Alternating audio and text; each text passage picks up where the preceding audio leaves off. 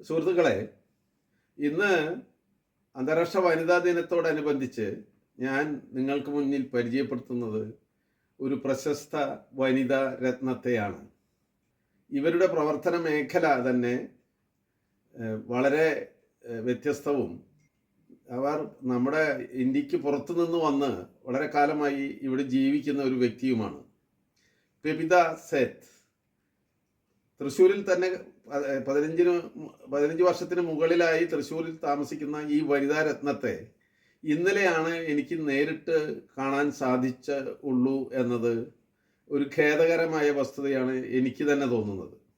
കാരണം 2012 പത്മശ്രീ നൽകി രാഷ്ട്രം ബഹുമാനിച്ചിട്ടുള്ള ഈ വനിത കേരളത്തിലെ മലബാറിലെ തെയ്യത്തിനെക്കുറിച്ചും ഗുരുവായൂരപ്പനെക്കുറിച്ചുമുള്ള പുസ്തകങ്ങൾ എഴുതുകയും അനവധി ഫോട്ടോകൾ പ്രചരിപ്പിക്കുകയും ചെയ്തിട്ടുള്ളൊരു വ്യക്തിയാണ്. ഇന്നലെ മറ്റൊരു പരിപാടിക്ക് അവരെ ക്ഷണിക്കുന്നതിന് വേണ്ടിയാണ് പട്ടണമധ്യത്തിലുള്ള അവരുടെ വീട്ടിലെത്തുന്നതും അവരെക്കുറിച്ച് കൂടുതൽ അറിയാൻ കഴിയുന്നതും. ഇത്രയും വളരെ എന്താ പറയുക, സ്നേഹസമ്പന്നയായ ഒരു മുത്തശ്ശിയെ പോലെ എന്നോട് സംസാരിക്കുകയും അവർ ഇവിടെ എത്തിച്ചേരാനുണ്ടായ സാഹചര്യങ്ങൾ വിശദീകരിക്കുകയും ചെയ്തു. അവർ ലണ്ടനിൽ ഒരു ഫിലിം എഡിറ്ററായാണ് പ്രവർത്തിച്ചു വന്നിരുന്നത്. 1970 അവർ കൽക്കട്ടയിൽ വരുന്നത്. അതിൻ്റെ കാരണം അവരുടെ മുതുമുത്തച്ഛൻ ബ്രിട്ടീഷ് ആർമിയിലെ ഒരു പട്ടാളക്കാരനായി കൽക്കട്ടയിൽ വരികയും അത് 1857 പിന്നീട് കൽക്കട്ട, ലക്നൗ എന്നിവിടങ്ങളിലൊക്കെ പ്രവർത്തിച്ചതായി അവർക്ക് അറിവുണ്ടാവുകയും അവർ ആ പാത പിന്തുടർന്ന് ഇന്ത്യയിലെത്തുകയുമാണ് ഉണ്ടായത്. അങ്ങനെ മുത്തശ്ശൻ്റെ പാത പിന്തുടർന്ന് വന്ന് ഇവിടെ ഇന്ത്യയിൽ പല സ്ഥലങ്ങളിലും പോകുമ്പോഴാണ് അവർക്കറിയുന്നത് കേരളത്തിലാണ് ഈ ആനകളുടെ ഉത്സവാഘോഷങ്ങളുടെ ഭാഗമായി ആനകളുടെ എഴുന്നള്ളിപ്പും അതോടനുബന്ധിച്ച് ചടങ്ങുകളും ഉള്ളത് എന്നറിഞ്ഞ് കേരളത്തിലെത്തുകയും പ്രധാനമായും ഗുരുവായൂർ അമ്പലത്തിനോടനുബന്ധിച്ചുള്ള ചടങ്ങുകൾ വീക്ഷിച്ച് അവിടുത്തെ ഫോട്ടോകൾ എടുക്കുക, അതിനെക്കുറിച്ച് എഴുതുക, അതിനെക്കുറിച്ച് പ്രചരിപ്പിക്കുക എന്നീ കർമ്മങ്ങളിൽ ഏർപ്പെടുകയും ചെയ്തു. ഗുരുവായൂർ അമ്പലത്തിൽ കയറാൻ അനുവാദം കിട്ടിയിട്ടുള്ള ഏക വിദേശ വനിത എന്ന് പോലും അവരെ വിശേഷിപ്പിക്കാവുന്നതാണ്. പിന്നീട് അവർക്ക് താല്പര്യം തോന്നിയ ഒരു വിഷയമാണ് വടക്കൻ കേരളത്തിലെ മലബാറിലെ തെയ്യങ്ങളെക്കുറിച്ച്.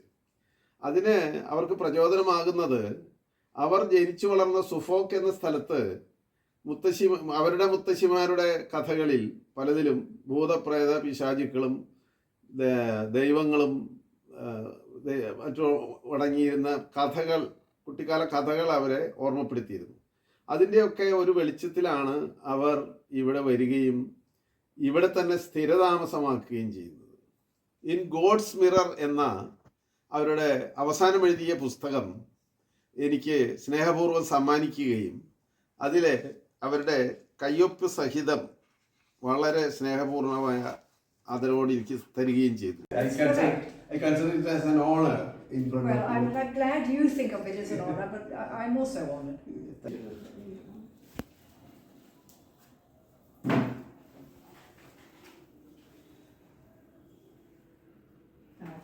R.K. Reddy.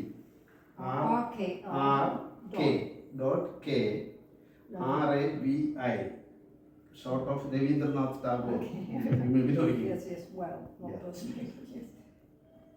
ഈ പുസ്തകം നിങ്ങൾ നിശ്ചയമായും വായിച്ചിരിക്കേണ്ടതും വളരെ അറിവ് പകരുന്നതും അതിലത്തെ പ്രത്യേകിച്ച് പറയാവുന്നത് അതിലത്തെ ഫോട്ടോകളുമാണ് എന്നുള്ള കാര്യവും ഞാൻ നിങ്ങളുടെ മുമ്പിൽ പറയുന്നു.